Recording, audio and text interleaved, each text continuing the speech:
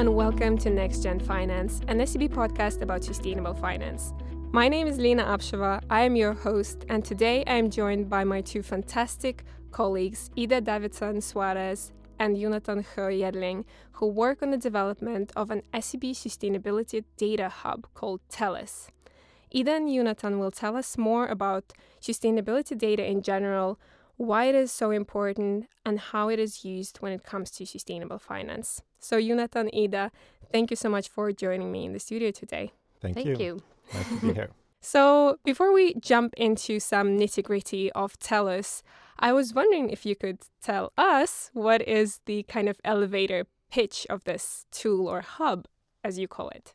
In 10 seconds while the elevator is going up, I guess it's a centralized database solution for the whole bank to be able to procure externally sourced data on sustainability and just to redistribute it through to all of the bank, all of the other thousands of teams and business units. And it's easy access and built quite modern in the cloud. Awesome. And when you say sustainability data, I guess that's something that can include so many different things. So I'm wondering, when you are working specifically with Tellus, what do you mean when you say sustainability data? I think to start off, we mainly split sustainability data into three main categories. And this is where we talk about ESG, which is what most of the data points can be split into.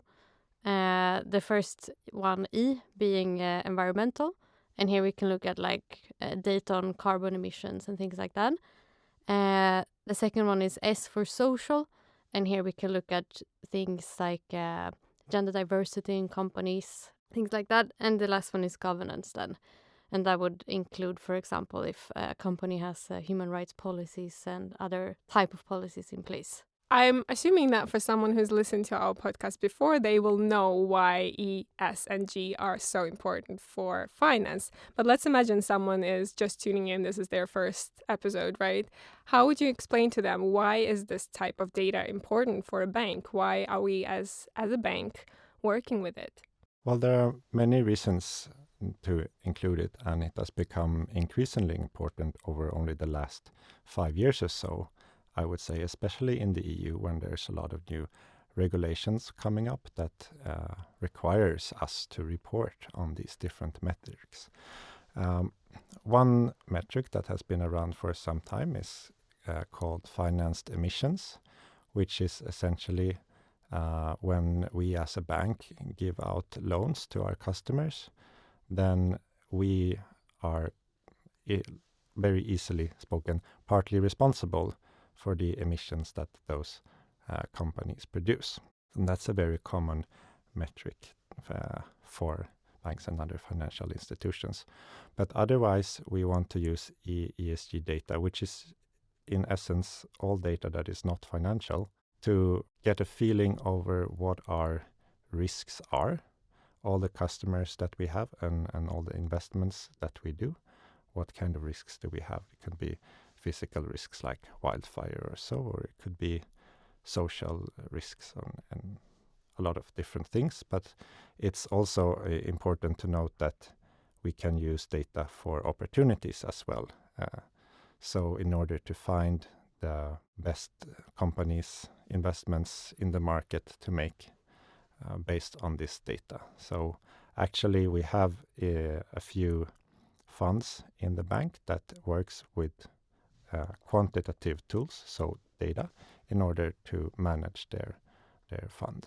So you mentioned funds and investments. Would you say that investments and kind of basically loans and other types of, giving away money in one way or another, the main type of financing where Tellus data is used today? Yes, I think investments and general advisory is a huge use case for Tellus data. But I think originally, but correct me if I'm wrong, Jonatan, that the original use case was more in the terms of regulatory reporting, so using this data to understand our risks. Yeah, partly that, but I think it was very much included in the whole ecosystem, and we didn't start using ESG data with Tellus. It already existed before in the bank, but we centralized it because people saw that there was going to be an increased need for this data in the future, much more increased than what is currently. So it was no longer enough to have every single team get their own data by themselves. Thank you so much for explaining that. And personally, I love real life examples, so to speak, or like cases. I think it's always easier to understand how a certain product works when you're talking about specific cases. So I was wondering if there are any user cases that you would like to tell us about and highlight. Yeah, so one good use case that you can actually look up yourself right now is if you are a client at SEB, you could go into the app to the page where you buy and sell stocks for your own account. There, if you would find the stock and look at the company, you can actually find some sustainability data about that company in the app. So you can find things like emissions or emission budget and emission goals for that company to see if they are reaching their goals or not. You can also see other social aspects, like, for example, diversity in the board. How many of the board members are men and versus female, for example. And using all this data, you have another way of finding whichever companies and stocks you would like to invest in. One of the main use cases we have with the Tellus data is to support SEB in the annual sustainability reporting that is done on a yearly basis. And so that's available in the sustainability report. And another cool thing I think that we do is that we create these so-called investment certificates where we use sustainability data to find companies that are doing good in a specific area related to sustainability. So this could, for example, be water management. Then we can use data to identify these companies and sort of bring them together for our customers to invest in. I can add on then for those who don't know what an investment certificate is. So like Ida said, is a collection of companies, but then we as a bank do not invest ourselves in these companies, but rather provide it as an example to our clients who use their money to invest in let's say a water certificate if they believe that water is close to their heart, or they believe it's a good business opportunity, or for whatever reason. So we are creating a product, but it's also a type of advice, you can say. I think that these examples are really great because they show not only how SEB as an organization that has created this hub can use this data, but also how our clients can use this data, which is amazing. And, even private individuals can have access to it just through the app. I think that's really cool. And you mentioned earlier that the data in Tellus is sourced externally. Do you have any examples of the type of sources that you're using to source, to repeat myself, the information? We have a couple of providers, which is shown, for example, if you would go into the app, as I mentioned before. One of those is ISS, a company, Institutional Shareholder Services. They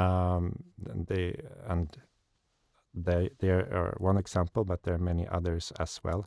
Some of them are more niche, smaller data providers that collect data within a certain specific area. Could be gender equality, for example. There are a few of those. But then there is like the bigger financial market data players, S&P, Bloomberg, etc., that have also incorporated ESG data into their data products as of now. And they have, of course, a lot more muscle behind them, but they might not have all the niches. So I guess one of our strengths is that we have a lot of different types of providers of data, and we sort of gather them and map them all together in the database so that it's easy for the users to see, I want to compare these two providers with each other. What do they say about this specific topic for this company, for example? I know that you were recently praised by the CEO of Google Cloud for incorporating the use of AI into this hub that is located in Google Cloud, right? So congratulations, first of all. I think that's really cool. Thank you. Thank you. I think AI is something that everyone is kind of thinking about one way or another. And I'm just wondering, how is AI used in Tellus? So when we talk about Tellus, we always said, like we said previously, it's mainly externally sourced data. But this AI component comes in when we talk about internally sourced data in Tellus. So for example, this is when we use AI to estimate sustainability data for companies, for example, that may not report it. So we take this universe of data that we have in the database, and we use that data to build estimation models for the rest of the companies that we also want to have some sort of idea about in terms of sustainability. And that was the project specifically that was mentioned at this Google Summit was a very fun collaboration project between us in the Tellus team, but also other teams within SEB, for example, the central data science team, where we spent more than a year building 8 different estimation models that are now working in Tellus. So that's a very fun project to have been a part of, and a fun collaboration experience, I would say. And it gives us a bit of an edge as a bank when it comes to sustainability data, because we have our own view as well. And I think it would be very interesting to know a little bit more about what your day-to-day looks like, I guess, because it's such a non-typical, I can say, job to have in the bank. So what does it look like for you? You mentioned that you worked on a specific project for a year. And is it often so that it's kind of different projects? Or, yeah, I'm sure our listeners would be curious to know as well. Yeah, we work, me and Jonatan, on a lot of similar things on a day-to-day basis. A lot of it, of course, being centered around the data in Tellus. It can be anything from talking to our stakeholders about their needs and what needs to be done from our side, to get the data correct out there to the bank. It can also be, doing research on areas that might be important in the future. And maybe if we can continue, to develop our machine learning capabilities in these areas, should we expand? It's a big mix of everything, but I would say everything is very related to data. I can continue a bit on the collaborative aspect, because we are a team and taking care of a product that is shared among the entire group. And there is a lot of different wills and opinions on how things should be done, what the data we should get, and so on. So a lot of our work is stakeholder management, prioritization, making sure that we produce as much value as we can for as many use cases as we can. And it's very different from doing a kind of requirement to implementation one-to-one mapping. For us, is not the case. We are instead trying to be kind of like an internal data provider and build our data products that is a good product in itself. It's not just directed to one specific use case. Mm-hmm. And you already touched on it a little bit, I think, Jonatan, but I'm wondering, what are your biggest challenges when it comes to working with so much data and so many stakeholders and just a project such as Tellus? Like I think you mentioned as well, what your point being that, of course, it's a challenge to manage all these different wills and needs of the bank. That's a big challenge. We are also working a lot with data quality and data quality issues, how we should structure our data and kind of make it as good as possible, because the area of sustainability data has been growing incredibly fast the last 5-10 years. But that also means that a lot of it is not, pitch perfect. It's quite rough around the edges, so to speak. And that's why we incorporate machine learning models, like Ida mentioned, to fill it out. We also maybe exclude data that is not good enough, but sometimes we want to include the data that is less good, so that we need to see what is like high quality data that we can do certain analysis on, and what is kind of the broad, maybe not always the highest quality data, but that is better for doing a broader kind of portfolio analysis, for example. And when it comes to these new frontiers, such as, for example, either you mentioned you mentioned water earlier, and I was going to mention biodiversity. I was getting ahead of myself a little bit. These are themes where maybe the data is not, as you said, Jonatan, as developed or as well-rounded as when it comes to, for example, carbon emissions. So how do you find this balance between meeting the demand, which I'm sure is there when it comes to data on these type of topics, but also making sure that the data is as accurate as possible and as useful as possible? Yeah, very good question. And it's something that a lot of our people are struggling with in the industry. I think there is a lot of talk about it, but it's kind of hard to get something tangible, especially on the biodiversity area. Yeah, no, I 100% agree. Some areas of what we do and what people are interested in currently, there just isn't anything good or good enough at the moment. But at the same time, we are seeing a constant development. For example, biodiversity, if you talked about it 2 years ago, it was very difficult to say how that was going to be measured. But now we're seeing more and more development and more data providers and small startup companies looking into this, and some having very interesting and fun approaches. So, yeah, it's a challenge, but I think it's growing a lot, which is also cool. I can imagine, and cool to, I guess, be next to it like myself and witness the development that you guys are so good at driving. And now let's get back to, let's say, our listener who is their first episode listening to the podcast, and then they might not be aware of why it's so difficult to source data on biodiversity. And maybe that's something that we should get into a little bit too, the difference between data when it comes to different sustainability themes. Could you elaborate on that a little bit, please? Yeah, of course. And it's a very good question as well, and it has many answers. One answer is that there is no kind of universally agreed way of how we should measure biodiversity. Like, should we count the amount of species that exist? Should we count which species that would otherwise exist if a certain factor wasn't placed at this position or not?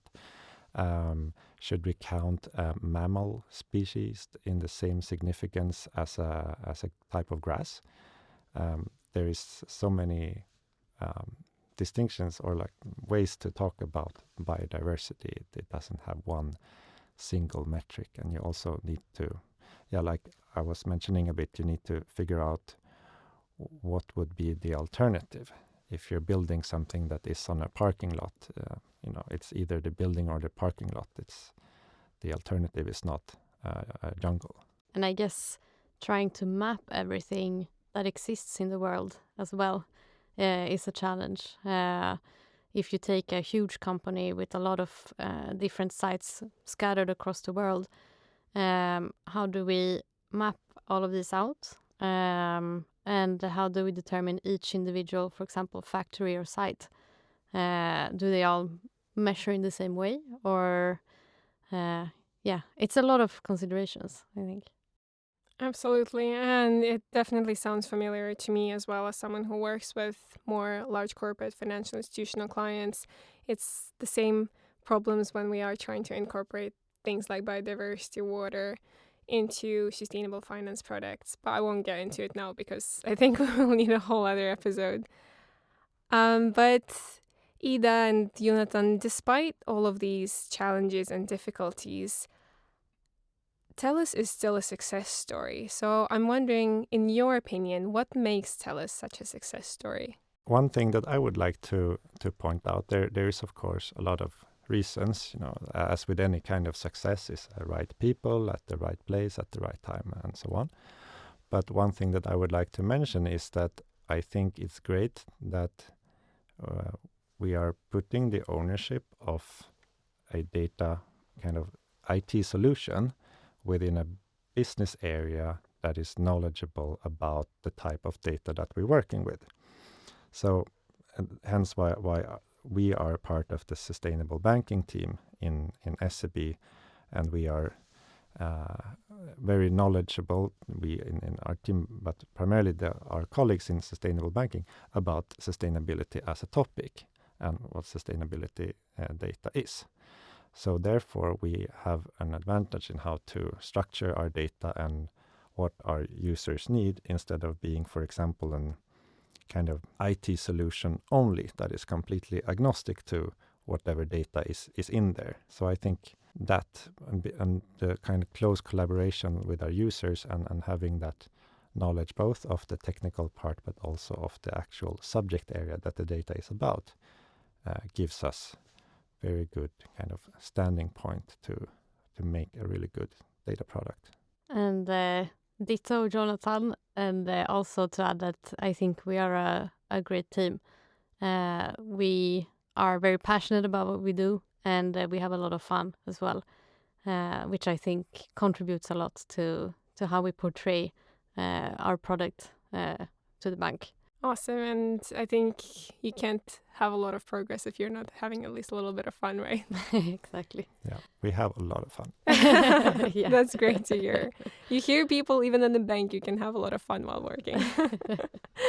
So what are your guys' expectations for the future? What does the future hold for Tellus? I think the first thing that comes to mind would be growth. I see Tellus as a data product growing almost exponentially, together with how much sustainability data in the world is growing so much.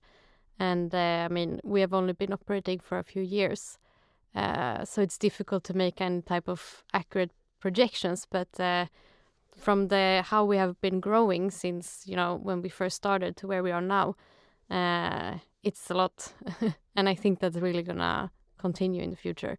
Yeah, absolutely. We are exploring new areas. We have up until now talked, and in this podcast, talked maybe a lot about company data, maybe something about funds.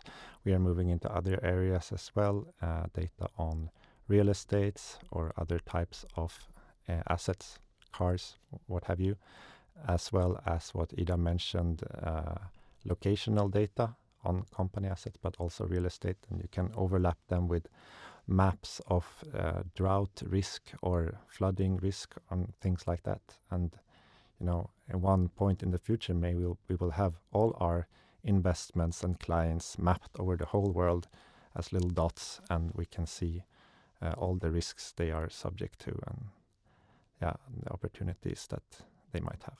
Sounds really cool. And I'm sure that there are a lot of people listening who will be very inspired by what you're talking about and the use of sustainability data. And if it's someone who hasn't really used sustainability data before, but maybe they're thinking that it could be useful for their work, what would be your advice to someone like that? Where can they start? I think it's important to not get overwhelmed by the amount of data and complexity that there is, and start somewhere. One metric is usually better than any other. It's just a different perspective of what you already have.